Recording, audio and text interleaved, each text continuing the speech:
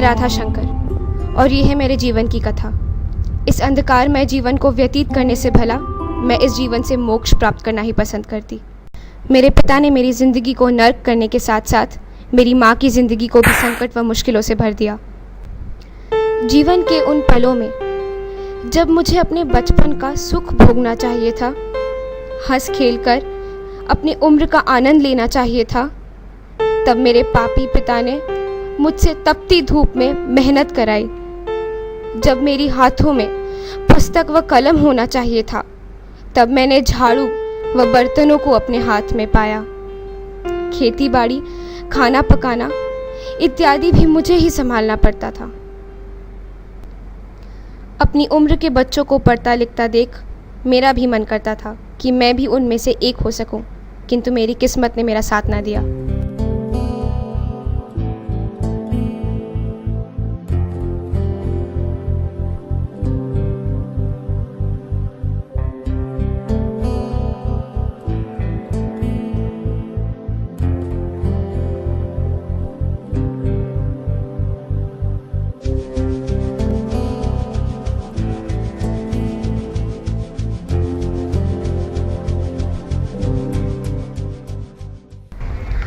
कड़ी धूप में मेहनत करने के बाद डर लगता था कि घर लौट के पिताजी का कौन सा रूप देखना पड़े।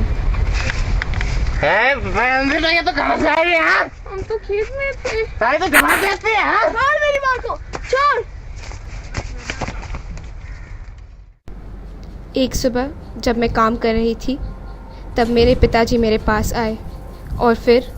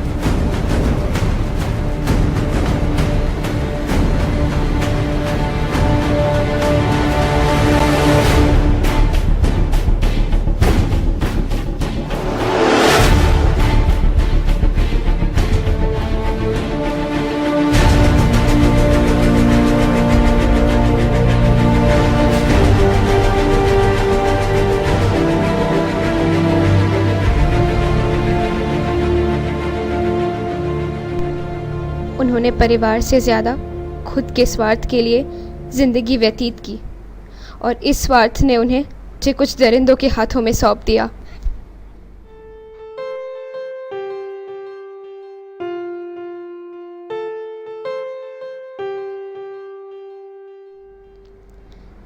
ये लोग मुझे शहर ले गए और कड़ी धूप में जगह जगह काम करवाया।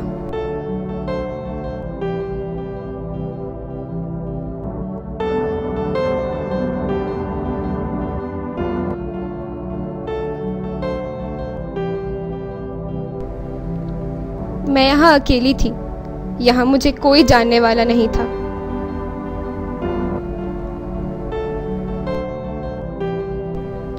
फिर एक दिन एक गाड़ी गुजरी और रुक गई।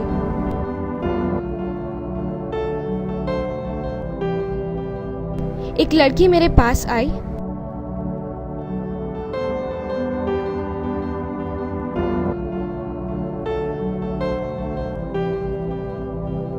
और गाड़ी में बिठा के ले गई।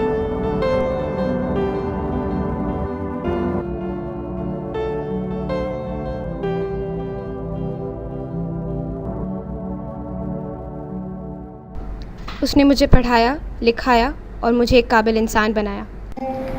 मैंने अपने जीवन में बहुत बुरे दिन देखे।